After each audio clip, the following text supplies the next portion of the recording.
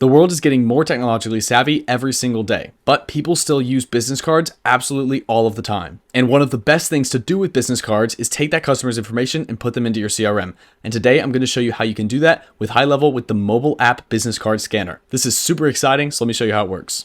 So when you open up your Lead Connector app or your white label equivalent, there's a couple of different ways that you can get to this feature.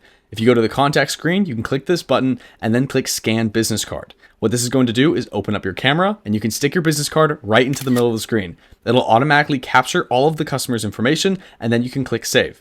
Once you do that, you can see all of their details, first and last name, phone number, email, and all of that is going to be loaded right into your CRM. You can click the check mark at the top right and you'll be good to go.